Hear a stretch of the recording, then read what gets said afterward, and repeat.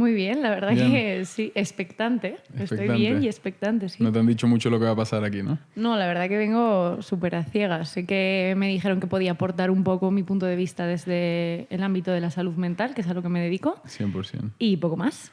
Psicóloga, ¿no? Eso es. Tengo una psicóloga. sensación un poco rara desde el principio.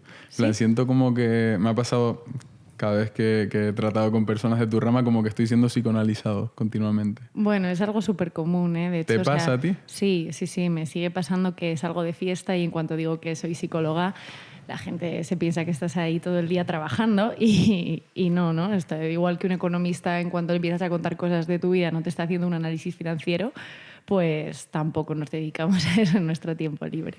Pero un poquito sí tiendes a analizar a las personas, más de lo normal, más que la media. Supongo.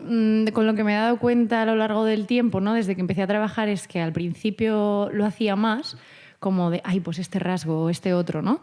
Y luego te vas dando cuenta de que en una primera toma de contacto cualquier cosa que pudieses analizar sería un prejuicio porque te falta tantísima información Claro. que tampoco... Claro, supongo que las primeras sesiones, ¿cómo lo llaman? ¿Paciente? ¿Cliente?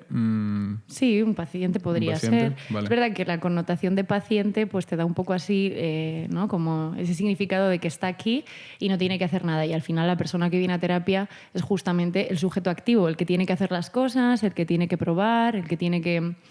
Pues que al final poner en práctica un poco lo que se lleva de la sesión, ¿no? Vale. Pues mira, normalmente aquí hacemos conversaciones un poco libres, pero esta vez queremos aprovechar de que, bueno, que eres una experta en tu campo y aprender mucho de ti, ¿sabes? Sobre todo bueno, ir planteando diferentes situaciones y saber tu punto de vista. Que bueno, por lo que he visto también en Instagram, que he visto muy poquito, creo que vamos a tener dos puntos de vista bastante diferentes y eso va a ser la conversación más interesante, pero bueno, ya O sea, que me iremos... habéis traído a debatir. No, ni mucho menos, ¿eh? O sea, simplemente creo que por lo que he sentido puede que tenga un punto, o sea, una perspectiva diferente a la hora de enfocar las cosas, pero que mucho mejor, así va a ser más divertido. Genial. Mira, te quería comentar, porque justo el otro día estaba hablando con personas de mi círculo y me surgió una duda muy relacionada y creo que es la ocasión perfecta. Toda la vida me han dicho, o sea, personas que me conocen, que soy muy racional. Y yo realmente, o sea, me considero muy racional porque tengo un control absoluto de mis emociones, absoluto, pero creo que también soy emocional. O sea, se pueden ser las dos cosas a la vez porque yo he buscado emocional en Google y ser emocional para mí por lo menos no significa llorar con cualquier cosa. Por ejemplo, significa vivir la vida con intensidad, ¿no? O sea, sentir que las cosas te emocionan. Yo tengo gente en mi familia que es racional de verdad y siento que nada... Es como salen de ver su película favorita. ¿Qué tal la película? Está bien. Como que no les conecta, ¿no? Claro, Quieres pero ¿se decir. puede ser racional y emocional al mismo tiempo? No es que se pueda, sino que se debe. O sea, al final no se puede ser una cosa u otra, puede haber tendencias, pero tenemos que entender que hay como dos cerebros, ¿no? Un cerebro que es el racional y uno que es el cerebro emocional. Y el buen funcionamiento de una persona adulta es que ambos puedan trabajar en equipo, por decirlo de alguna forma. Sí, has dicho Vale. algo que me ha resonado un poco, ¿no? Que era esto de que puedes controlar tus emociones. Sí. Cuando justamente las emociones son algo que no se pueden controlar. O sea, es imposible. Podemos gestionarlas y esto es parte de la inteligencia emocional, ¿no? Pero nadie puede controlar las emociones, porque si yo pudiese controlar una emoción, pues diría, bueno, pues nunca estoy triste. Así lo controlo, ¿no? Y nadie puede ejercer ese control sobre las emociones. Entonces, tú puedes gestionar la tristeza, puedes dejar que la tristeza no te hunda, no dejarte llevar en esa tristeza y entonces no hacer otra cosa que estar triste. Puedes gestionarla, pero no puedes controlar. O no puedes controlar, pues venga, voy a estar siempre alegre. No, o sea, al final las emociones tienen una función.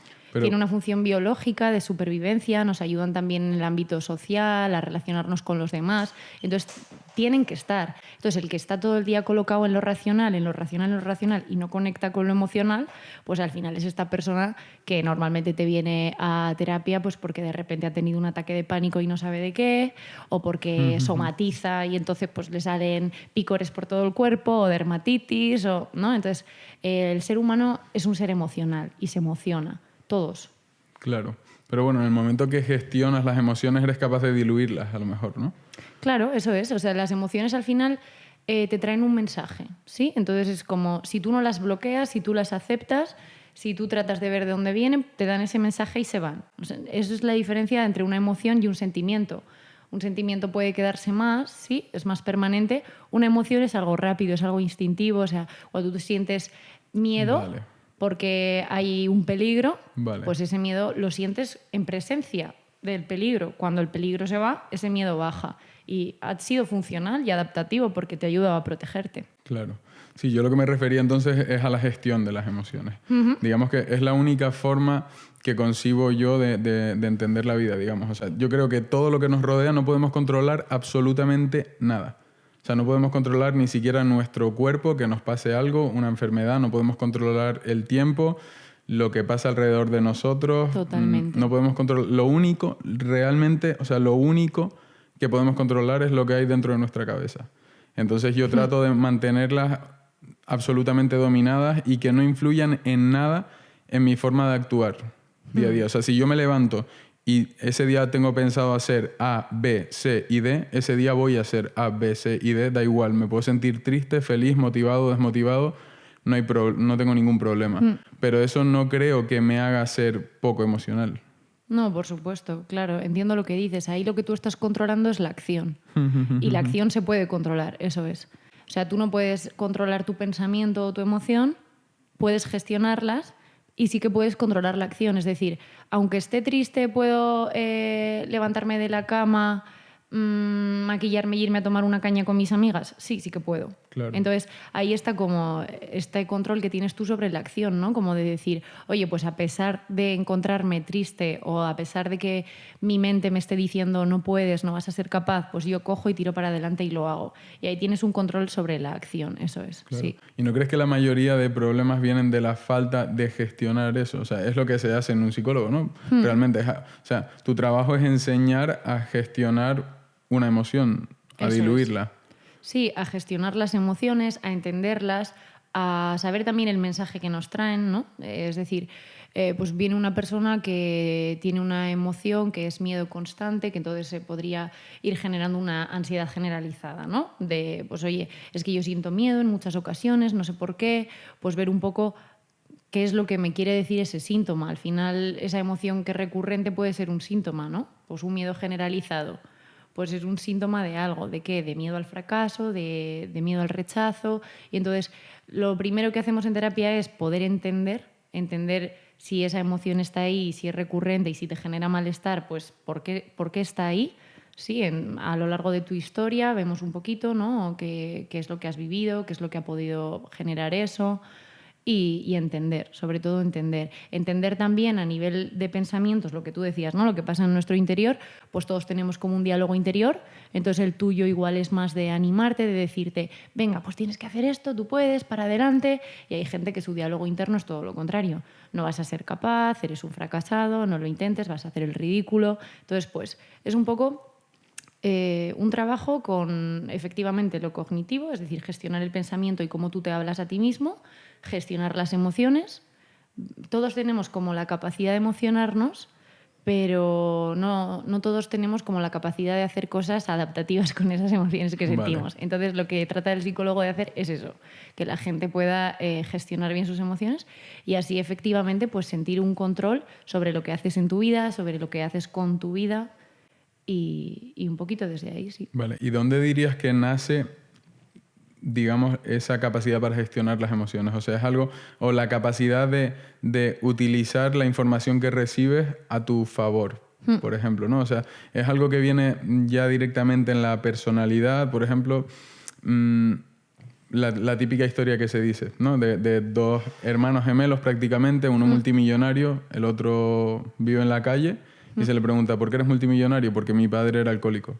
¿Y tú por qué vives en la calle? Porque mi padre era alcohólico. O sea, ¿en qué momento nace? ¿Viene ya directamente en la personalidad? ¿Es algo que durante la niñez se va desarrollando? Porque yo por ejemplo, he recibido por parte de la figura más importante para mí, que es mi padre probablemente, junto con mi madre, claro, pero he recibido un trato que yo entiendo que si fuera un trato dado a otras personas hubiera sido un trato que les hubiera hundido. Porque, por ejemplo, yo llegaba en los primeros cursos de primaria todos sobresalientes las notas, se las entregaba a mi padre las miraba así. Bien. Claro. Eso a muchas personas les puede hundir, pero yo recuerdo crear mi estructura de pensamiento con 10, 11, 9 años, lo que sea, y decir, pues claro, ¿por qué esperas que se sorprendan? Ya sabe que vas a hacer esto.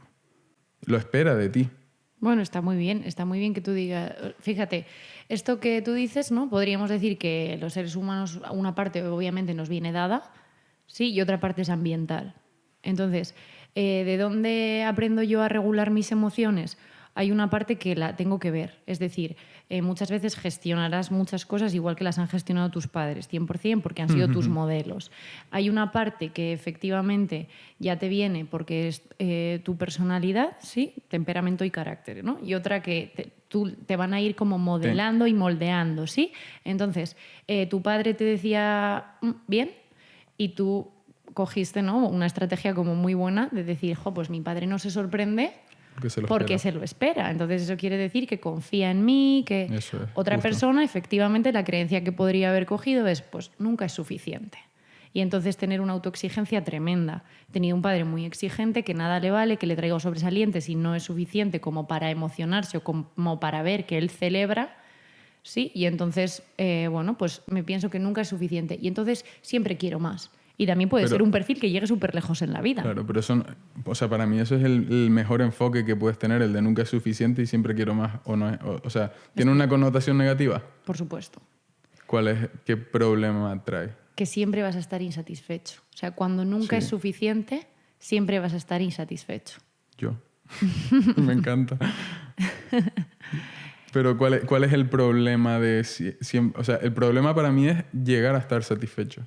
Porque entonces, ¿qué haces? ¿Por qué luchas? Disfrutarlo. Pero ¿cuál es la pelea? Es que yo disfruto en la competición, en la batalla. Esa es mi forma de disfrutar. O sea, a mí me mandan a una playa en Bahamas con una pulserita de todo incluido para el resto de mi vida y me pego un tiro en la rodilla y me tiro al mar. Pero bueno, tampoco tiene por qué ser me voy a Bahamas con una pulserita de todo incluido. También puede ser que tu vida tenga un sentido. Sí, como al final tú tienes que hacer algo que dé sentido a tu vida, con lo que tú te encuentres cómodo, y igual no es en una tumbona, en una hamaca, ¿no? En Bahamas, claro. Igual es haciendo cosas, pero poder disfrutar de eso que estás haciendo, poder tener una satisfacción. Si no, es muy fácil como entrar en una carrera que nunca acaba, ¿sí? Porque es como, bueno, pues he conseguido este logro, tampoco me permito celebrarlo y ya tengo que ir a por el siguiente. Y siempre estoy en una carrera que nunca acaba. Claro, pero es que para mí la vida es esa carrera que nunca acaba y eso es lo emocionante, el trayecto, no la meta. Claro, pero ¿tú te permites disfrutar del trayecto? Sí, o sea, disfruto yendo detrás de mis metas. Entonces sí que hay momentos en los que sientes que es suficiente. No. O sea, en tu momento vital, con lo que tú estás haciendo ahora, este podcast, estar aquí, ¿es suficiente? No, nunca es suficiente. Claro, entonces, ¿qué disfrutas? No, aunque no sea suficiente, disfruto, claro. O sea, un jugador de baloncesto de la NBA puede disfrutar jugando a baloncesto y le dices, oye, ¿ya tienes suficientes trofeos? No los tengo.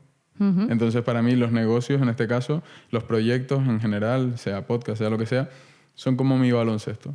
Es mi forma de tratar de conseguir más cosas y no lo hago ni por dinero ni por nada, sino porque es mi deporte. Vale, o sea, como que es lo que da sentido a tu vida, ¿no? Ese es como tu propósito, decir, pues poder ir probando, el llegar a más, el conseguir más, mientras que voy disfrutando. Bueno, podría ser como un buen punto de decir, bueno, si te permites disfrutar del partido o del camino, claro. ¿no? Como tú has dicho, y no entra en conflicto con otras cosas.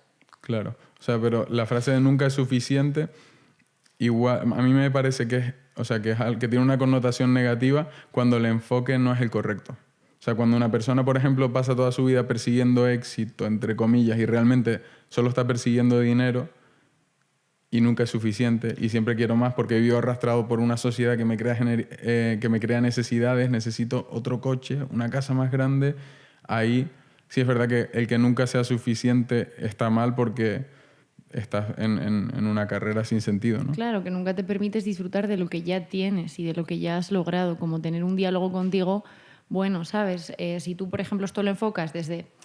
Pues para mí lo que da motor a mi vida, lo que es mi propósito, es ir a más, es probarme, es ver qué puedo conseguir en el ámbito profesional. Entonces, por tanto, nunca es suficiente porque siempre quiero como, venga, pues el siguiente paso. Pero aún así, estoy contento con lo que he hecho, me felicito por lo que he logrado, disfruto del camino, mantengo unos niveles de estrés que están un poquito ahí, ¿sabes? Porque esto de la eterna insatisfacción...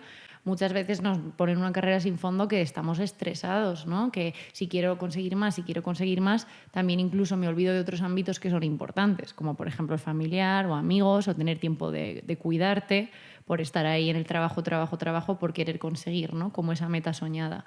Luego has hablado de algo que es el éxito, que también hay que entender que lo que para ti es el éxito, claro, igual para mí puede ser totalmente distinto, porque igual yo me planteo mi idea de éxito y es decir, joder, pues tener un trabajo en el que voy de 8 a 3, lo concilio con la vida familiar, puedo pasar tiempo con mis hijos, disfrutar de tomar unas cañas con mis amigas, hacer deporte, y para mí eso es el éxito en la vida. Y igual claro, preguntas a otra persona y su éxito en la vida es tener la mejor casa, el mejor coche y conseguir grandes cosas en los negocios, ¿no? Sí. Entonces, lo del éxito... Sí, no, o sea, por eso dije que a lo mejor está buscando el éxito, pero realmente busca el dinero. O sea, yo creo que antes de perseguir el éxito, el primer paso es definirlo.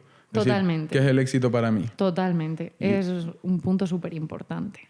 Porque no es lo mismo para todo el mundo. O sea, y yo creo que la mayoría de personas persiguen el éxito que les han dicho que esto es el éxito. Eso es. Y punto. Totalmente. Y ya está. Pero el éxito al final yo creo que es la felicidad. Y luego se sorprenden, ¿no? Porque luego consiguen eso que les habían dicho que es el éxito. Claro. Y entonces dicen, joder, pues si no estoy contento. Y de esto hay muchísima gente que viene a consulta así, ¿eh? De, oye, es que no entiendo, porque es que tengo una pareja que me quiere, tengo un trabajo que, oye, está bien, cobro bien, tengo un pisito mono y es que no estoy feliz y no estoy pleno y me siento vacío y tengo ansiedad y no duermo.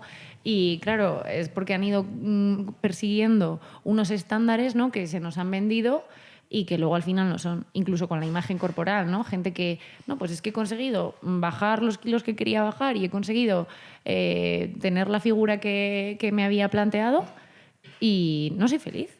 Claro.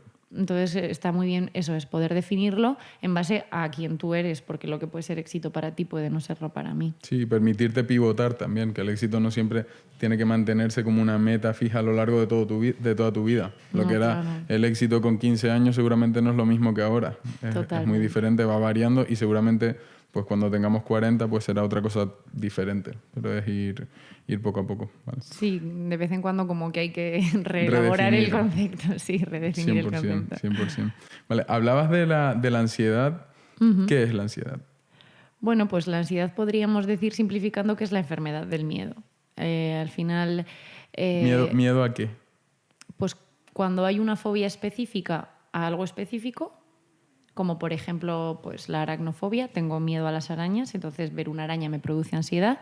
Vale. Cuando no hay algo específico, se habla de un trastorno de ansiedad generalizada, que es sentir esa sensación de miedo y de ansiedad ante algo no muy bien definido, que no sabes muy bien qué ocurre, pero de repente lo notas, ¿no? Y entonces lo que ocurre es que tu sistema, tu cerebro y tu cuerpo se ponen en modo alerta, como si hubiese un peligro, pero a veces no lo hay. O sea, que es algo físico que se siente, tiene síntomas a nivel físico. Sí.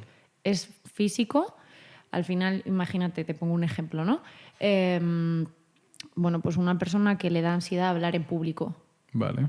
En ese momento, cuando la persona se tiene que enfrentar a la situación de hablar en público, lo que ocurre en su cuerpo a nivel físico es lo mismo que cuando está ante un peligro real, como por ejemplo ir por el bosque y que le aparezca un oso en medio del camino. Entonces empieza a tener los mismos síntomas, que es la taquicardia, la sudoración, el corazón empieza a bombear la sangre más rápido para que toda la sangre se vaya a nuestras extremidades y poder salir corriendo si lo necesitamos, hormigueo, visión en túnel, a respirar muy rápido. Entonces los síntomas físicos están, que esto es mucho lo que asusta a veces, ¿no? Y por eso muchas veces la gente ha ido como a 10 médicos antes de llegar al psicólogo, ¿sí? Porque pues primero he ido al cardiólogo, porque yo notaba que el corazón se me aceleraba y no sabía por qué, ¿no? Entonces, bueno, pues al final cuando no hay nada orgánico, pues no cabe otra que ser Pero emocional. hablas de la ansiedad por algo específico. ¿verdad? Pero hay personas también que sufren ansiedad de forma continua e inesperada, supongo. Eso es, el trastorno de ansiedad generalizado, sí. Eso es. De forma continua y sin nada Y específico. es constante todo el rato, tiene sus vaivenes, o sea... Tiene sus vaivenes y de hecho un poco el trabajo que se hace en terapia es poder buscar qué hay detrás de esa ansiedad. O sea, al final la ansiedad es el síntoma y siempre nos quiere decir algo. Vale. Sí, si yo estoy en un momento vital en el que estoy sintiendo mucha ansiedad y no sé por qué, hay que indagar de dónde viene eso, qué nos quiere decir, y puede ser miedo al fracaso, miedo al rechazo, miedo al abandono, bueno. ¿Y cómo se trata? Porque es que me parece tan poderoso, en plan, la herramienta de que solo con palabras una persona pueda conseguir, por ejemplo, salir de una ansiedad crónica o ¿cómo era? Continuada. Sí. Entonces, realmente cómo se trata? O sea, supongo que ustedes, los psicólogos, entienden los bloqueos que se producen en el cerebro para que se dé la ansiedad y en base a problemas pasados, a situaciones traumáticas, me imagino, tratan de hacer ver al paciente que Sí, que bueno. lo vea desde un punto de vista más racional. O sea, ¿cuál es el tratamiento de la ansiedad? No, porque fíjate que tratar lo emocional con lo racional no funciona. No funciona. No funciona. Esto es como si alguien te dice que tiene muchísima ansiedad y no encuentra el motivo, pero él se está sintiendo fatal, bloqueado, con muchísima ansiedad, y entonces tú le haces el típico raciocinio, ¿no? De decir, bueno, pero no te preocupes, si hay gente que está mucho peor, mira a la gente en África que se está muriendo de hambre. Entonces justamente ahí estás invalidando la emoción, le estás diciendo algo que en ese momento a la persona no le importa y que no le va a ayudar. Entonces lo emocional lo tenemos que tratar desde también el ámbito emocional. ¿Cómo se hace? Pues lo que tú me contabas, ¿no? De solo utilizar la palabra. Es verdad que la psicología pues, está muy asociada a solo hablar, no es tan sencillo, ¿no? Es verdad que a veces dicen, bueno, pues la psiquiatría, que está más asociado al psicofármaco y entonces así se acaba la ansiedad. Vale, cuando tú a una persona le das un ansiolítico, ¿sí? O un psicofármaco, lo que hace es atacar al síntoma. Es decir, yo estoy nervioso, yo tengo taquicardia, pues me tomo el fármaco y ya no lo estoy. ¿Por qué? Porque te están relajando. Sí, es verdad. Claro, pero en psicoterapia lo que se intenta es, que a veces hace falta el fármaco, y no pasa nada. Lo que se intenta es decir, vale, vamos a entender de dónde viene esto La raíz. y que tú puedas entonces gestionar esto para que no aparezca el síntoma. Entonces, lo primero de todo es entender de dónde viene y efectivamente también utilizamos técnicas para gestionar el síntoma. Por ejemplo, lo que te comentaba antes, ¿no? Pues aparece taquicardia. Pues lo que vamos a intentar son técnicas de relajación, la respiración. La respiración es algo súper sencillo, pero si tú de repente empiezas otra vez a regular los niveles de oxígeno y de dióxido de carbono que se habían desregulado porque tú estás hiperventilando, pues tu cuerpo puede entender que esa amenaza está pasando. Entonces, sirve el estar en el momento presente, sirve el mindfulness, sirve la respiración. Esas todas son técnicas que se pueden trabajar en psicoterapia y además el psicólogo, en función del tipo de terapia que haga, pues utilizará el resto de cosas que considere para poder ver la raíz y solucionarlo desde la raíz. En mi caso, yo utilizo la terapia MDR, que has hablado antes de eventos traumáticos y bueno, justamente la terapia MDR es muy sonada en esto. ¿Qué se hace en MDR? Lo que se hace es buscar el pasado no resuelto que está produciendo el síntoma. Es decir, mirar en la historia de la persona qué evento efectivamente, porque ha sido traumático y no se ha podido procesar, está haciendo que ahora tenga ansiedad ante una cosa que no tendría por qué serla. Es decir, que podría ser, gracias, que podría ser irracional, ¿no? Por así decirlo. Me explico. Una persona que tiene miedo a volar. Vale. Entonces, tú racionalmente sabes que no tiene por qué ser peligroso, que es el medio de transporte más seguro, que mucha gente vuela al día y no pasa nada, que hay más accidentes de coche. Entonces, claro, ¿cómo vas a intentar solucionar la fobia de esa persona o la ansiedad de esa fobia al coger un vuelo? Con cosas racionales, con datos racionales. Pues igual le pueden tapar un poquito, hacer de parche, pero no va a funcionar. Vale, y por ejemplo, porque justo cuando lo comentabas me sentía súper identificado con que mi forma de gestionar mis emociones es utilizando la razón contra mí mismo, no contra otras personas. No lo hago. Pero eso implicaría, es un síntoma de ser una persona muy racional, por ejemplo. que racionalizas las cosas y te ayuda, quieres decir. Claro, o sea, yo tiendo a ver mucho, conoces la pirámide de Maslow, ¿verdad? Pues tiendo a intentar ponerme siempre lo más en la base de la pirámide posible. Cuando se plantea un problema, o sea lo que sea, intento verlo como si fuera una persona que está en la base, o sea, una persona que no tiene para comer en ese momento. Entonces, automáticamente los problemas se me desinflan en mi cabeza y empiezan a ser insignificantes. Entonces, por eso es mi forma de evitar el estrés. O sea, hay algún problema con la empresa, por ejemplo, de lo que sea, siempre hay problemas. No me afecta en absoluto, o sea, tengo niveles de estrés 0%. 0%, porque tiendo a deshincharlos, o sea, sí, como que los tomas vacíos. otra perspectiva, ¿no? Claro, lo veo como por eso lo que también, o sea, enlazando con Maslow, lo que decías al principio, de a lo mejor que a lo mejor ya es suficiente y es hora de buscar lo que te hace feliz en la vida. Para mí eso es estar súper arriba en la pirámide de Maslow, y también para mí es donde están la mayoría de problemas del ser humano, en la parte alta de la pirámide. Digo, si no, el porcentaje de suicidios no sería mayor en países nórdicos, que el nivel de vida es mejor, que en África, que es donde están realmente jodidos. Bueno, pero ahí entramos como en otro melón Sí. que al final hay muchas cosas que influyen. Quiero decir, por ejemplo, la falta de vitamina D en los países nórdicos y que haya menos sol puede ser un factor que contribuya a que haya más suicidios, igual que puede ser un factor pero las relaciones sociales. Pero allí la quedan gente mucho famosa, menos. por ejemplo, la gente famosa se suicida mucho porque ya llegan a un punto para mí que es como... no sé, ya estoy buscando la autorrealización, estoy buscando cosas súper abstractas que me siento perdido, siento ansiedad y acabo en problemas o refugiado en la droga o lo que sea. Sí, claro, no hay ninguna evidencia de que cuanto más se tenga, mejor salud mental tengas. De hecho, justamente es a la inversa, ¿no? Es decir, los estudios apuntan a que cuanto más dinero tienes, bueno, llegada a una cierta cantidad, sí, no recuerdo la cifra, pero creo que está como en los 70.000 anuales en los estudios que han hecho en Estados Unidos, que, bueno, con los 70.000 anuales es como un punto en el que a más dinero hasta llegar a los 70.000, más felicidad. Vale. ¿Sí? Una vez de que pasas de esos 70.000 anuales, eso es, la correlación es a la inversa. Se invierte. ¿Sí? Eso es, porque al final puedes tener más satisfacción vital igual con lo que has conseguido, pero tienes mayores niveles de estrés, más responsabilidades, igual también estás perdiendo otras cosas, ¿no? Por poner el foco en otra cosa que te va a dar más dinero. Entonces, obviamente el éxito profesional no está ligado a la salud mental, y por supuesto puede haber gente que, como tú bien has dicho, en África pues solo tenga cubiertas las necesidades básicas de la pirámide de Maslow, o incluso no tenga cubiertas esas y sea muy feliz porque tiene familia, porque tiene pues un grupo al que pertenece. O porque ni lo plantean, simplemente. O sea, están tan ocupados, estoy tan ocupado tratando de encontrar algo que comer hoy, que no tengo ni tiempo para plantearme y preocuparme por la felicidad. Hombre, por supuesto, o sea, el objeto de preocupación ha ido cambiando, claro que sí. O sea, el objeto de preocupación ahora puede ser tener likes en esta publicación, y el objeto de preocupación, igual de nuestros abuelos, pues era efectivamente llevarse un pan a la boca, claro. Al final el objeto de preocupación va cambiando, y también cambia efectivamente en función del lugar cultural en el que tú te encuentres. O sea, muchas veces lo que queremos es, por ejemplo, sentir la pertenencia al grupo. Somos seres sociales y entonces pues sentir que vamos a ser aceptados, ¿no?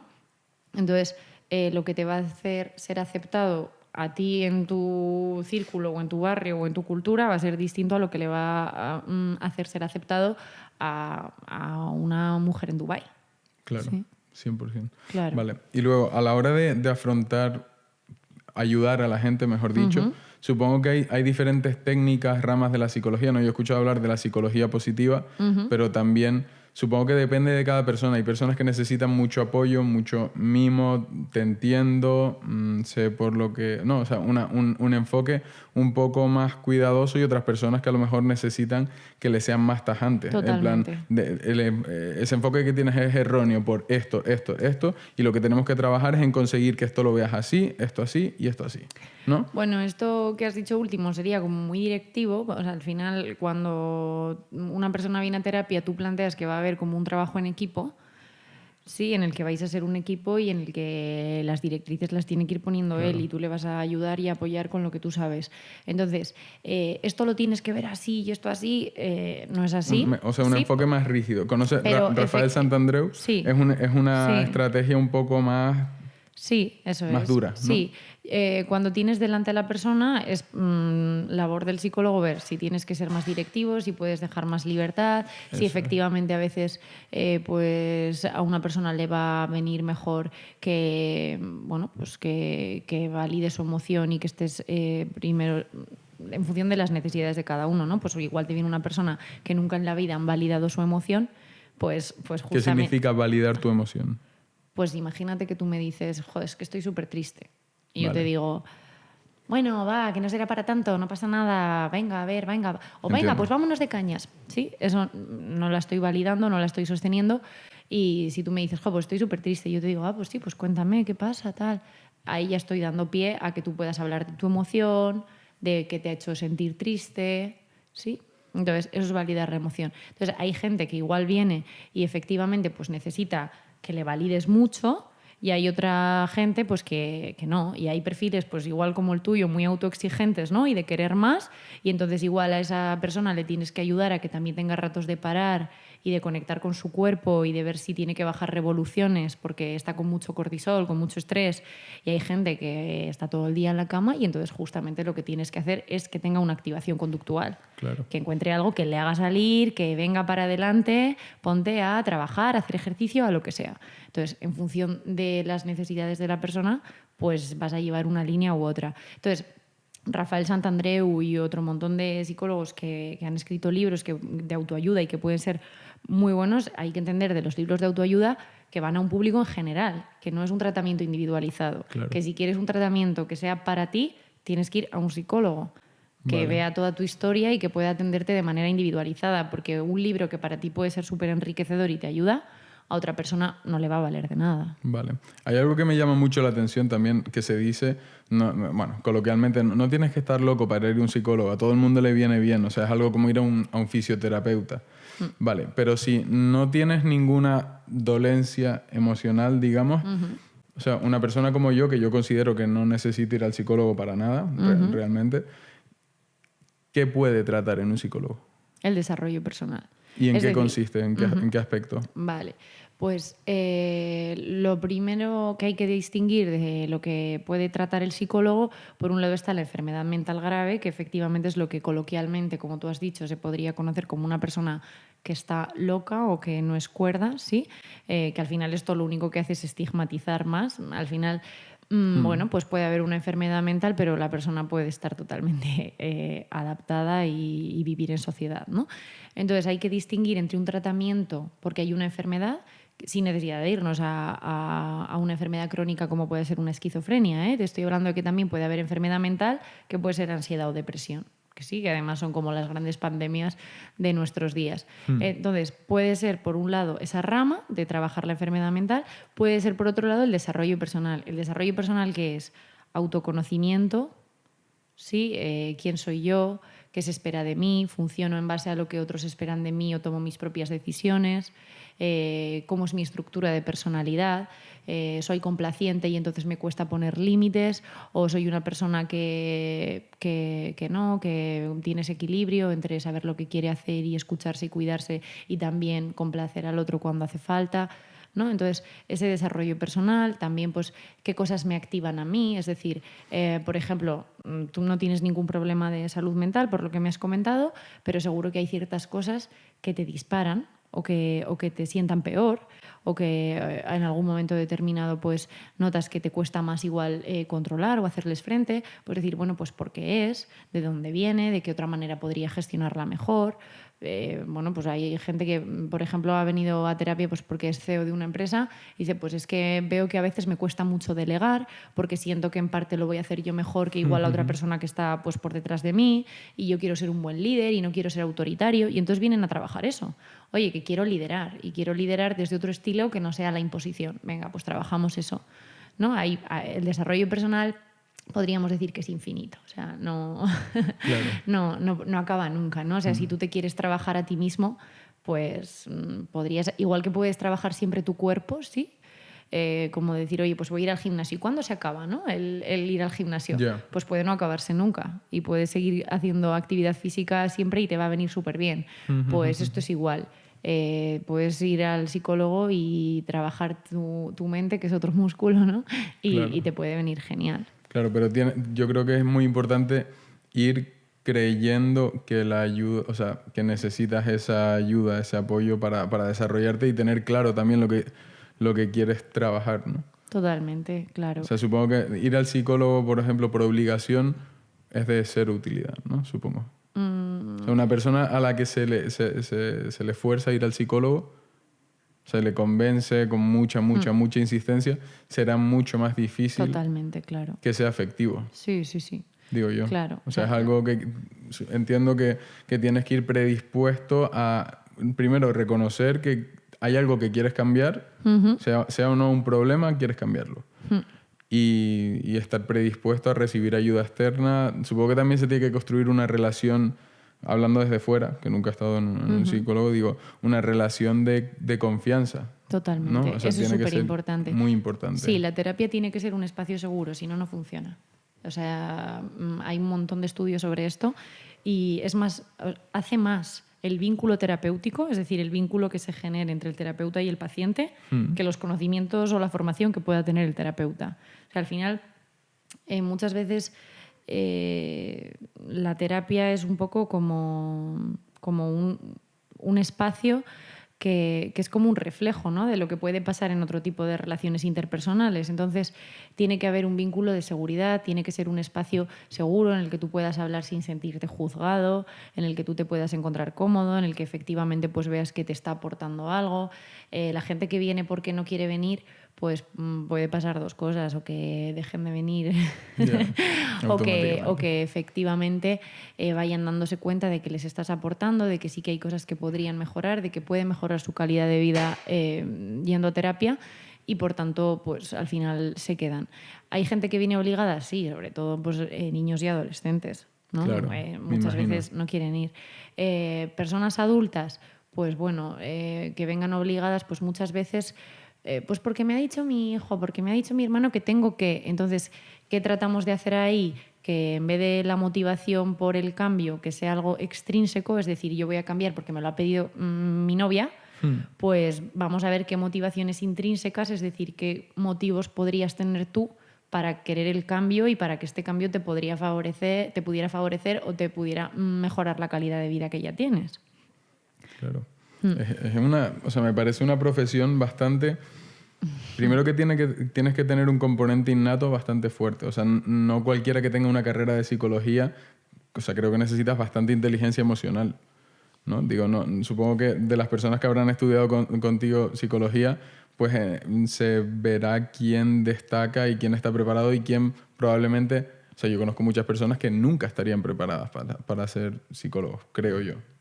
Sí, al final son habilidades profesionales que se van aprendiendo y adquiriendo igual que en cualquier otra... Pero ¿no hay un ámbito un poco más de talento natural, subjetivo, de esa inteligencia emocional, por ejemplo?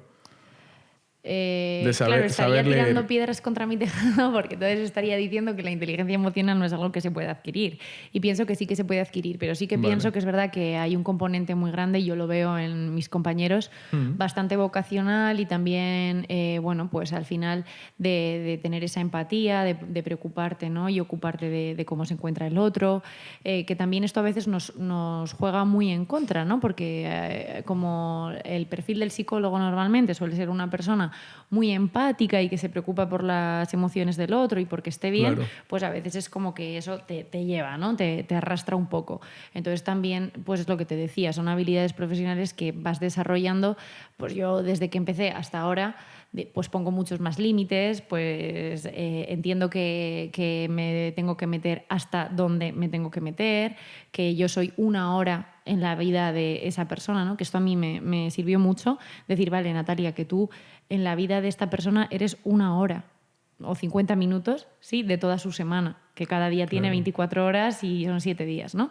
Y entonces, pues también como a veces puedes rebajar expectativas, ¿no? Cuando empieces como que te sientes un poco el salvador de todo el mundo y luego Al principio, sí, ¿no? luego te das cuenta de que no, de que no eres el salvador de nadie. Claro, De que puedes ayudar, sí, y acompañar, pero no vas Claro, a supongo ser el salvador. que en un inicio tiendes a establecer relaciones mucho más emocionales, personales, ¿no? O sea, de empatía con esa persona y luego se empieza a convertir en algo cada vez, supongo que se mantiene hasta cierto punto, pero más profesional y más que cuando salgo de la consulta también tengo que hacer mi vida y me tengo que olvidar de todo esto porque si no Totalmente. o sea, te irías a la cama pensando en lo que me dijeron Claro. Susana, Laura Sí, y totalmente. Paco. Claro. Es algo que se va adquiriendo y yo, bueno, pues cuando lo hablo con mis compañeros, bueno, como tú has dicho, ¿no? Pues de los que hicimos psicología, pues hay gente repartida en todas las disciplinas. Hay gente en recursos humanos, hay gente en psicología deportiva, hay gente que sí que se ha ido al ámbito sanitario. También el ámbito sanitario, pues por ejemplo en España el privado y el público no tienen nada que ver, pero sí que hay gente con la que sigo en contacto, que nos dedicamos a la psicoterapia en este formato, ¿no? De consulta privada de 1 hora a la semana con el paciente y efectivamente pues es algo que hemos ido como aprendiendo, ¿no? De decir, bueno, pues estoy esta hora y luego lo que el paciente me transmite no me lo llevo, porque además es que si te lo llevas no le puedes ayudar. Esto se ve muy bien con el ejemplo de un padre y un niño. Si yo voy llorando, ¿no? Como niña a mi madre porque me he hecho mucho daño y mi madre, ay, que te has hecho mucho daño, ¿no? Se contagia como de mi emoción, no me puede ayudar. Entonces, Claro. si yo como psicóloga me contagio de la emoción del paciente, no le puedo ayudar. Entonces, yo te entiendo, yo empatizo, pero yo me quedo en mi lado. Si yo me voy hacia tu lado, ya no te puedo ayudar. Claro. O sea, una madre puede ayudar a su hijo manteniendo la calma, la seguridad, diciéndole que entiende su tristeza y que eso le duela, pero que va a pasar y que va a estar bien y que ella va a estar ahí. Pues esto es una relación de psicoterapia también. Yo te ayudo con lo tuyo, pero no me contagio ni me lo llevo yo, porque si no, es que ya no soy una ayuda. Claro, yo creo que eso es una característica importante de cualquier posición de liderazgo también. Totalmente. O sea, por ejemplo, pues si eres la persona que lidera una empresa y hay una mala situación, está la plantilla completa en pánico, ahí es donde un líder tiene que separarse, decir, mostrar primero para liderar con el ejemplo, yo estoy bien, yo me tomo esto de esta manera y ahora es cuando trato de aliviar las emociones del resto para que esto funcione. Sí, totalmente. Porque al final las emociones la mayoría de veces nos entorpecen, para mi gusto. Bueno, la alegría te entorpece. Te haces, sí, todo. O sea, la emoción te hace que el rendimiento sea menor, ¿no? O sea, el miedo, o sea, hay personas que hacen 20 prácticas de conducir y el día que conducen súper bien. El día que se presentan, suspenden. Por nervios, por miedo al fracaso, por tal. Personas que se confían demasiado y por confiarse demasiado, la cagan. Sí, pero Entonces, claro, pero ahí estamos hablando de que efectivamente ya habría como un miedo al fracaso, una ansiedad y que esa persona que se bloquea cuando va al examen de conducir, pues podría tratarlo en terapia. Pero las emociones, al final a mí me parece que es que dan sentido a la vida. O sea, una claro, persona que son no necesarias. es que una persona que no tiene la capacidad de emocionarse es que no vive. O sea, al final tú persigues tus logros y tus metas porque te emocionan. Y tú, que no sé si lideras o no lideras, pero cuando tienes un equipo, al final lo que da sentido a tu liderazgo es ver que esas personas resuenan contigo y el resonar es algo emocional, ¿no? Sí, Entonces, sí. las emociones además es que nos ayudan a todos, o sea, son necesarias para la supervivencia. O sea, cuando yo siento asco pues porque algo está en mal estado o porque huele muy mal y entonces eso me hace ver que, pues esto puede ser venenoso, por tanto no lo pruebo. Cuando yo siento miedo, digo, pues estoy sintiendo miedo porque, este coche viene a toda pastilla en dirección a mí y puede que me atropelle y entonces eso me hace salir corriendo y entonces eso me hace sobrevivir. Claro, eso está claro. con todas las emociones, ¿sí? O sea, sí. es que con todas, la tristeza, pues la tristeza me hace ver que he perdido algo que para mí era importante y tengo que transitar por esa tristeza. Claro. El enfado, pues me hace ver que alguien ha sobrepasado mis límites y que los tengo que marcar o que alguien me ha decepcionado. Claro. Entonces... Sí, yo que me estoy dando cuenta que más que a las emociones me refería a la gestión de las emociones. Porque, claro, es que creo, o sea, volviendo un poco a lo del principio... Si la emoción toma el control, que creo que es un poco a lo que tú vas, eso ¿no? es, claro. Si la emoción toma el control, claro, puedes estar perdido. Sí, es que si la emoción toma el control, te quedas en casa comiendo helado en vez de ir al gimnasio. Si la emoción toma el control, no haces lo que tienes que hacer, no cumples, te dejas llevar por la pereza, por o sea, te haces adicto al final a ser esclavo de tus emociones y eres como un tronco flotando en el medio del mar, que no tienes control ninguno sobre tus actos, ¿no? Sí, claro, sí. Si nos vamos a ese extremo, ¿no? En el que efectivamente tú te quedas ahí como inmerso en esa emoción, pues efectivamente lo tienes crudo. Claro. O sea, sí, no sé a qué emoción te referías con lo del ejemplo del helado, pero claro, si yo estoy triste y entonces me quedo comiendo helado en vez de ir al gimnasio, Vale. pues efectivamente... Pero ¿y si no estás triste, simplemente el ser perezoso, qué emociones? ¿A qué se debe? ¿A qué está vinculado? Claro, es que creo que nos estamos yendo al tema como de lo que te produce como las personas que puedes entender como que son perezosas o que son vagas, ¿no? O que procrastinan. Entonces, sí, pero para mí eso es bastante emocional. O sea, una persona que tiene control total de su persona y se controla al 100%, no falla en ese aspecto. Es una persona desconectada de su parte emocional y por tanto tendrá problemas antes o después, no me cabe duda. ¿Desconectada en qué sentido? En que no está conectando con sus emociones. Al final tú tienes, por ejemplo, la pereza. Sí. Bueno, podemos ver la pereza, ¿no? Detrás de la pereza, ¿qué puede haber? Hay emociones, siempre entiendo, ¿no? Puede haber una procrastinación. Vale. ¿Qué puede haber detrás de la procrastinación? Uy, pues estoy procrastinando porque me da miedo fallar. Vale, tenemos una emoción. Pero la pereza puede ser, joder, estoy súper cansada, estoy en un momento en el que fui al gimnasio ayer, he tenido una noche en la que no he pegado ojo porque mi vecino estaba de fiesta arriba, vale. y entonces me da pereza ir al gimnasio. Pues permítetelo, no vayas ese día, quédate descansando, cuida de ti, cuida de tu cuerpo, recupera horas de sueño, y eso es un autocuidado saludable y estar conectado. Pero es que para mí entrenar el día que no ese día vale por 2. El día que estoy reventado, que no he dormido, y que no quiero ir, ese día vale por 2. ¿Y por qué? Porque para mí es un pulso contra mí mismo para tener el control absoluto contra mí mismo y no permitirme fallar. Si digo que voy a hacer algo, lo hago y punto. Para mí yo no negocio conmigo mismo. O sea, si yo en una semana me marco una serie de tareas, yo tengo que hacer esas tareas, sí o sí.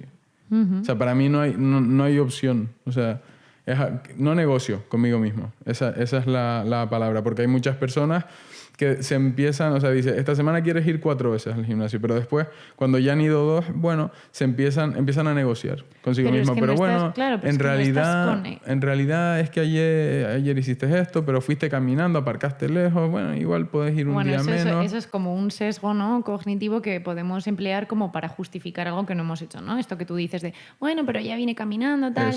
Entonces, ni nos tenemos que ir a un extremo ni nos tenemos que ir a otro, ¿sabes? A mí decir, bueno, pues como me he planteado que tengo que ir 4 días, voy a ir 4 días, pase lo que pase, pues me parece que tampoco es adaptativo, porque en esos 4 días, pues como te he planteado antes, pues puede ser que de repente tú un día no pegues ojo porque estás súper cansado, puede ser que hayas tenido un mal día y entonces lo que te pide el cuerpo es quedarte en casa, puede ser que de repente surjan unas cañas con tus amigos y te apetezca mucho más ver a esos amigos que hace tiempo que no ves en vez de ir al gimnasio. Es decir, en la vida surgen cosas y la capacidad de adaptación a esas cosas y no ser tan rígido con tengo que ir 4 días, pues voy a ir 4 días, es lo que también te hace ser más funcional, ¿no? Entonces, pero más débil también. ¿Más débil por qué? Porque no estás cumpliendo con lo que quieres realmente, con lo que tienes que hacer con tu deber. Pero porque todo lo tienes en imperativo, tengo que, debería que... O sea, es como que estás como en una lucha constante contigo mismo. Dices, no negocio. Claro, pero es que estás en lucha. Y no sé, o sea, yo no compito contra mí misma. O sea, yo sí. ¿sabes? Sí, no estoy en lucha. Pues quiero decir, yo voy al gimnasio regularmente, pero si de repente un día, pues también entiendo pues que igual a veces el ciclo de las mujeres, pues oye, pues estoy súper cansada, me va a venir el periodo, pues escucho a mi cuerpo y digo, joder, pues hoy no. Y es que igual otra semana que estoy a tope y esa semana me pide el cuerpo ir 5 veces en vez de 3, pues voy 5. Y así estás más conectado con tu cuerpo, con lo que te pide en el momento. O sea, no vivo como bajo un imperativo, bajo un mandato. ¿Qué te dices a ti mismo si un día que tenías planteado ir no vas? Voy el domingo, voy por la noche, de madrugada, me voy a un parque, lo que haga falta. ¿Y qué pasa si un día no puedes ir y no vas? Siempre se puede, yo creo. No, y no hablo del gimnasio, hablo en general de tareas, de funciones, de... Si yo digo que es A, tiene que ser A. ¿Que me pasé? Esta semana me pasé, bueno, la siguiente aflojo un poco, pero esta semana ya firmé. Yo firmo contratos conmigo mismo. Yo hago un contrato y lo firmo. Yo digo, esta semana vas a hacer estas funciones y lo firmo. Y me lo prometo a mí mismo. Entonces no puedo negociar. O sea, si yo digo que en los próximos 21 días no voy a probar el azúcar porque quiero ver hasta qué punto me pide el cuerpo azúcar, no voy a probar el azúcar en 21 días. Uh-huh. Y ese, a lo mejor, por ahí también va, entiendo lo que decías un poco antes de la autoexigencia, demasiado, porque, o sea, para mí, por ejemplo, es que tiendo a, me propongo algo y el tema es que lo voy cumpliendo, entonces le pongo más cosas encima. Es como un reto personal contra mí mismo, de no negociar. Bueno, entonces espero por tu bien que nunca llegue el momento en el que no puedas cumplir algo de esto que estipulas en tus contratos, y porque llega, no sé qué pasaría ahí. O sea, y muchas veces llega, pero no pasa nada. O sea, la siguiente semana o el siguiente mes, el siguiente año, pues se vuelve a hacer. Entonces tú también te pones cosas, ¿no? De, bueno, pues no he podido esta vez, pues lo vuelvo a intentar. Intento que no. Pero si intento, se da el caso, sí. A ver si se da por circunstancias mayores, pero o sea, si tengo que entrenar 3 veces y no he podido entrenar y tengo que entrenar por la noche y no dormir, pues entreno por la noche. Pero son imposiciones que tú te pones a ti mismo. Sí, exacto. ¿Sabes? Entonces, las imposiciones están bien cuando tienen un sentido, ¿sabes? 3 veces por semana. Pero ¿y por qué 3 y no 3,5? ¿Y por qué 3 y no 4? ¿Sabes? Como que son unas imposiciones que tú te pones ahí como desde el control y desde la exigencia, pero yo intento como ver el sentido, ¿no? Pues, ¿por qué 3? Bueno, pues... Sí, para mí es para ganar. O sea, para lo que para mí es ganar. Claro, pero es que estás en conflicto todo el tiempo, en una competición que te has inventado tú. Sí, exacto. O sea, yo vivo compitiendo, pero en todos los aspectos. Pues debe de ser agotador. Y amo la competición. O sea, desde que era un niño siempre he sido ultra mega competitivo y ultra optimista en la competición. Nunca he dado un partido por perdido, nada. Y me encanta la competición. O sea, con lo que disfruto es compitiendo. Cuando no tengo competición, o sea, yo sí juego un partido de ping-pong con mi padre y no apostamos 5 pavos y no veo que hay una competición de verdad y que él se esfuerza, yo necesito que la otra persona esté dando su 100% contra mi 100%, sí o sí. O sea, yo no sé jugar para divertirme. Yo necesito competir cuando juego un deporte. O sea, jugar al tenis de peloteo, sin partido, entonces, sin contar... esto que me decías antes de que disfrutas el camino no es tan cierto. Sí. Porque, bueno, entonces podrías disfrutar de un partido de ping-pong con tu padre. Claro, compitiendo. ¿Pero por qué no lo disfrutas si no hay competición? Porque me aburre. Digo, si no hay un objetivo, no hay nada a lo que... El objetivo es el disfrute en sí mismo. Pasar ese rato con tu padre en el que disfrutas de un partido de ping-pong. Podría, y bueno, y se disfrutaría, pero un 10% de lo que disfruto si compito. O sea, la emoción, claro, es emocionante el partido de ping-pong. Si hay competición, si no se cuentan los puntos, es como, ¿y para qué jugamos? No sé. Es supongo que formas de... Ahí has dicho algo muy importante, que es ese para qué jugamos, ¿sí? Entonces, pues si tú tienes que jugar para ganar... Claro, eso es. Pues una persona podría jugar para pasar tiempo con su padre de calidad, para entretenerse, para mejorar incluso sus habilidades al ping-pong, ¿sí? O sea, buscar el para qué. Entonces, claro, si tú estás siempre enfocado al para ganar, pues claro, el resto de cosas te han perdido la emoción. ¿Cómo que te han perdido la emoción? ¿A qué te refieres? Que el resto de cosas que no están enfocadas a ganar o a una competición, como que te han perdido la emoción, ¿no? De decir, pues voy a disfrutar de este partido de ping-pong en sí mismo, por ser un partido de ping-pong que estoy aquí jugando con mi padre tranquilamente. Bueno, claro, es que el tema es que sí lo disfruto, pero porque a la vez compito contra mí mismo. O sea, si yo voy a surfear, no estoy compitiendo con nadie ni estoy en nada, pero estoy compitiendo contra mí mismo. Con hacerlo mejor todo el rato. Sí, eso está bien, ¿no? Como poder retarte a ti mismo, poder ser como tu mejor versión. Sí, pero que igual tu mejor versión no tiene por qué ser la que siempre gana. También es igual la que sabe adaptarse a su momento vital, a lo que le pide el cuerpo, a prioridades a veces, ¿no? Habrá un momento vital, lo que hablábamos antes de redefinir el éxito, habrá un momento vital en el que pues, lo que más te pida el cuerpo sea ganarte al surf, ¿no? A ti mismo. Y igual en otro momento vital pues estás más focalizado en estar en la oficina porque tienes que sacar un proyecto adelante. Sí, depende de en qué me esté centrando en ese momento. Pero supongo que son perspectivas y también mecanismos que utilizaré yo para conseguir lo que quiero hacia mí mismo y que los diseño yo mismo. O sea, yo a lo mejor no me acuerdo de los momentos en los que yo he ido diseñando mi estructura mental, porque yo sé que yo mismo la diseño. Y yo tengo, por ejemplo, mucha capacidad de autoconvencerme de las cosas. De decir, por ejemplo, el azúcar no me sienta bien, no quiero azúcar, no es bueno. Yo llego a autoconvencerme de que no me gusta el azúcar. Me ofrecen y digo, no me gusta el dulce. Coño, mentira. O sea, mentira, pero para mí es verdad, pasa a ser verdad. Pasa a ser verdad. Entonces... Bueno, algo en tu interior sabe que es mentira. Pero en ese momento, pero pasa a ser verdad. O sea, pasa a ser mi verdad, de repente. Entonces... Bueno, podría ser tan sencillo como decir, he leído las connotaciones, bueno, he leído los efectos adversos que puede tener el azúcar y por eso he decidido no tomarlo. Así que me encanta el dulce, pero no lo tomo, gracias, ¿no? Como en vez de creerte tu propia mentira. Quiero decir, sí, sería otra opción. Pero es como mi gestión de la... Sí, claro, o sea, como la estructura... De las emociones, digamos. Mi forma de paralizarlas por completo y utilizarlas a mi favor. Siempre. O sea, pero recuerdo estructurarme así desde muy joven. O sea, desde muy joven y dejar de sentir nervios. Yo hace muchos años que no siento nada de nervios. 0%. 0%. Y de hecho hará como 3 años me fui a sacar el carnet de paracaidismo para ver si me ponía nervioso. Y no me puse nada nervioso. O sea, ni antes de saltar del avión era como que no siento Bueno, entonces nervios. creo que en algún momento de tu vida has efectivamente, igual no de una forma muy consciente, tú has entendido que desconectarte de tus emociones podía ser algo que te beneficiase. Claro.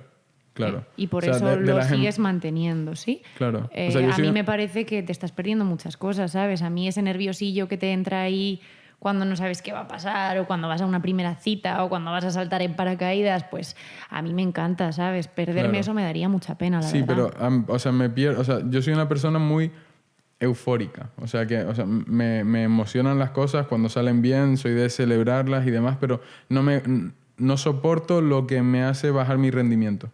O sea, de si hay muchas personas mirando y a lo mejor esos nervios que te hacen fallar y que lo hagas peor porque hay mucho público de repente, no soporto eso. O sea, sí, pero porque tú lo esa has dicho, parte es la que he querido neutralizar. Claro, para ti lo peligroso, es decir, lo que podría ser como el objeto de tu ansiedad, y nos estamos haciendo aquí como una primera sesión de psicología, pero está bien. Para ti podría ser el bajar tu rendimiento, eso es para ti la amenaza. Entonces, has quitado cualquier cosa que te pueda hacer bajar tu rendimiento, que efectivamente es conectar con tus emociones. Igual que una persona que su objeto de amenazante puede ser coger un avión, pues puede decir, pues voy a quitar de mi vida todo lo que me recuerde a un avión.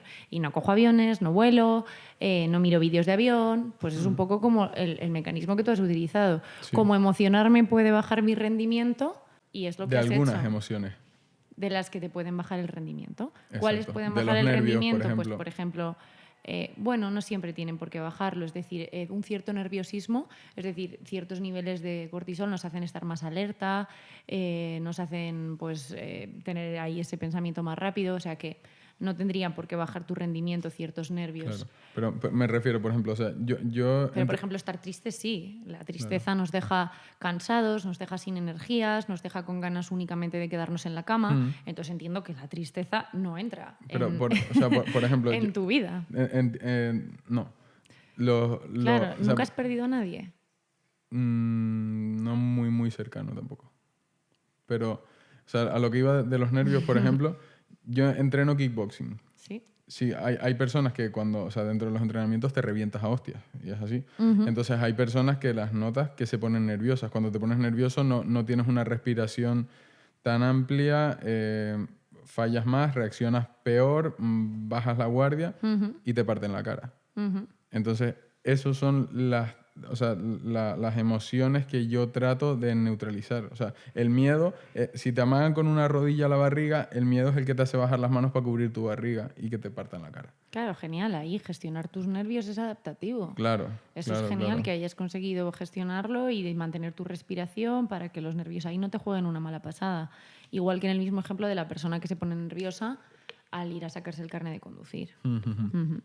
Vale. Pero cuando los quitas todos de tu vida, te estás perdiendo cosas que son importantes. Bueno, puede ser, sí. Y mira, y otro tema que me parece súper interesante, sobre el que estuve escuchando el otro día en otro podcast y me gustaría que lo explicaras un poco, es sobre los locus de control. Ajá. Vale, o sea, un poco lo que es locus de control externo e interno, ¿verdad? Sí.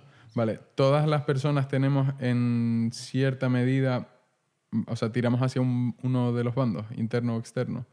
Pero puede ser que varíen en función del ámbito de la vida. Vale, ¿podrías explicar tú brevemente lo que es Sí, el cada locus uno? de control. Locus de control significa lugar de control. Entonces es donde la persona sitúa el control de lo que le ha ocurrido, de las circunstancias.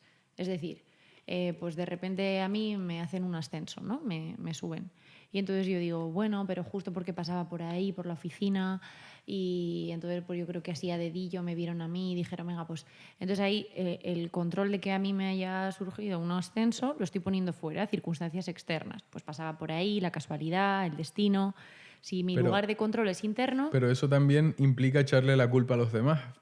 Claro. ¿No? O sea, si pasa algo externo, no es culpa mía, es que alguien hizo algo mal. Claro, y eso es muy peligroso porque cuando siempre tú pones el lugar de control externo, pierdes el control de tu vida. Sí, o sea, imagínate que yo te digo, joder, pues es que me han despedido y es que porque mi jefe es un cabrón y ya sabía yo que me la iba a hacer y encima pues el coche he ido y me lo habían rayado y todo ha sido el resto y todo ha sido por gente y todo ha sido por circunstancias ajenas a ti. Pues nunca vas a tener el control de tu propia vida. Igual tienes que ver, si te han despedido de 3 trabajos seguidos, pues hacer un poco de introspección y decir, oye, pues ¿qué está pasando aquí, no? Que todos los trabajos me están echando. Oye, ¿qué pasa que me han rayado ya 3 coches? Pues igual no estoy aparcando bien, no tengo que buscar otro barrio para aparcar.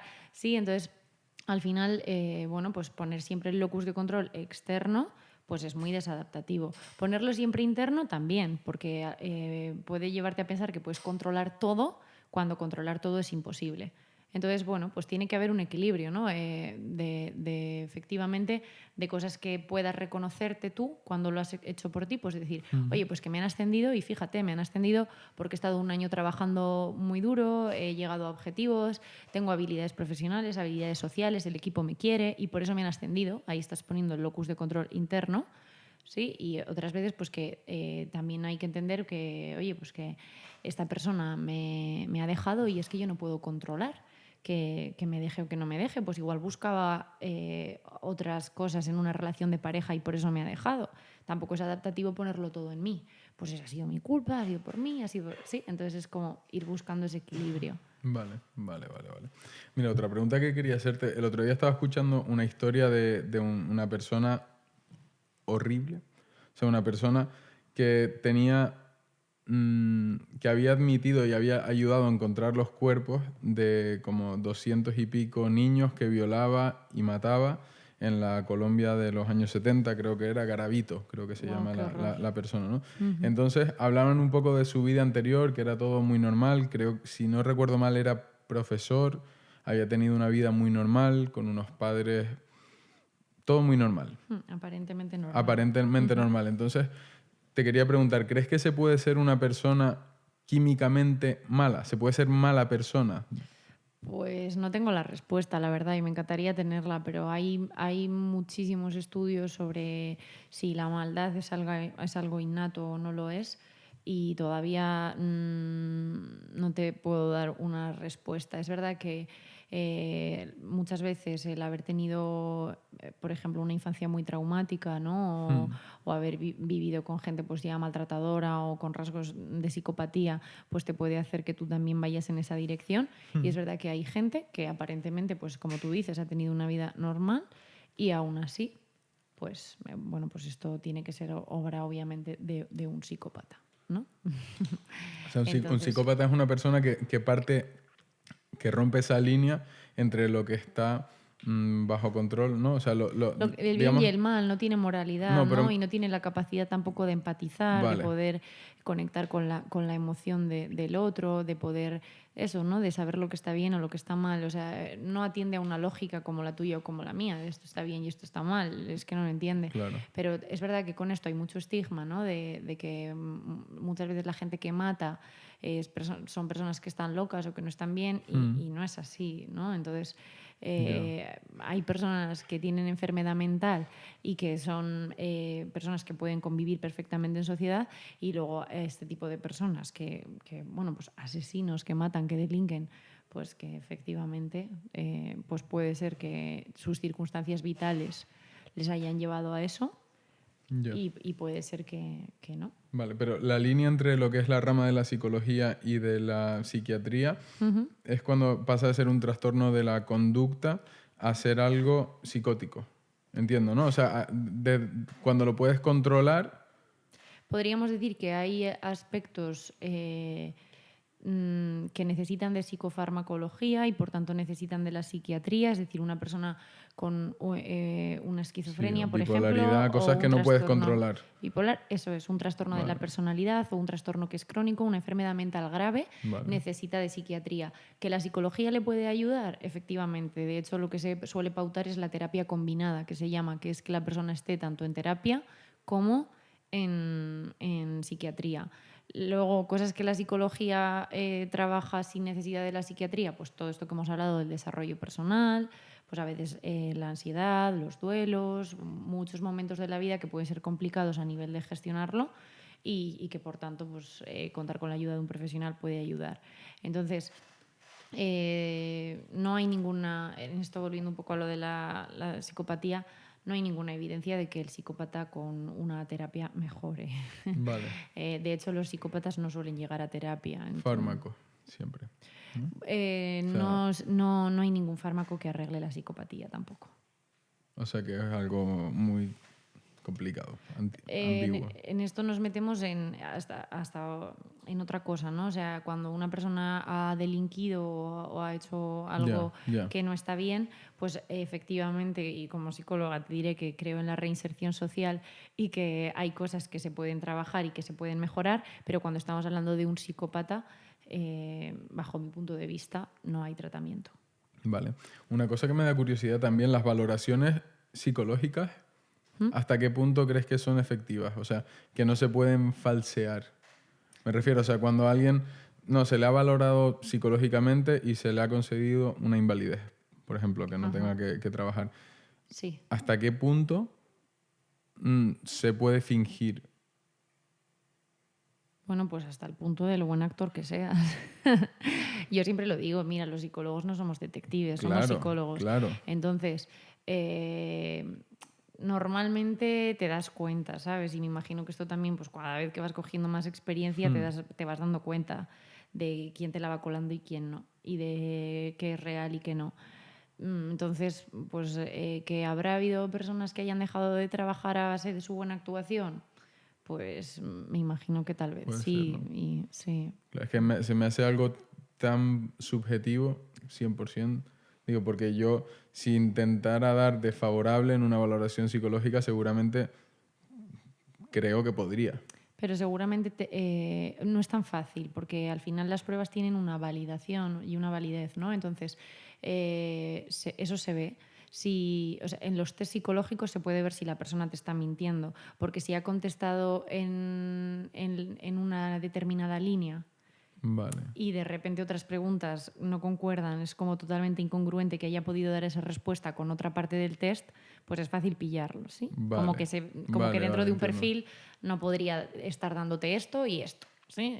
Como este tipo de cosas. Y luego en la entrevista, ¿no? En lo que tú observas, en todo el lenguaje incluso no verbal que puedas observar de esa persona que tienes delante, pues se puede ver si efectivamente hay algo que le incapacita o le limita para desempeñar o desarrollar su actividad profesional o no.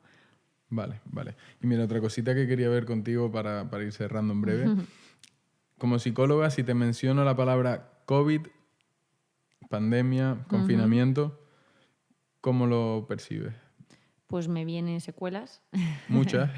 Que es lo que estamos viendo y sí, muchas. Entiendo que ha habido una crisis a nivel mundial y bajo mi punto de vista en muchos momentos hemos priorizado la salud física a la mental. Entonces, entiendo, ¿no?, que se haya priorizado en algunos momentos la salud física, como en momentos en los que había un número de contagios súper elevado y estaba muriendo la gente, ¿no? Y entiendo que luego había que haber priorizado, bajo mi punto de vista, la salud mental. Porque se estaba viendo que obviamente somos seres sociales, que el aislamiento iba a tener unas consecuencias en adultos, en adolescentes, en niños, que tampoco se puede meter miedo a una sociedad entera. Sí, o sea, esto de que hablábamos antes de lo que es un peligro real y lo que no lo es. Eso es. Claro, con esto era muy ambiguo porque dices, joder, no se conoce nada y es que realmente hay un peligro porque hay gente que está muriendo de esto. Sí, pero también hay gente que se está suicidando.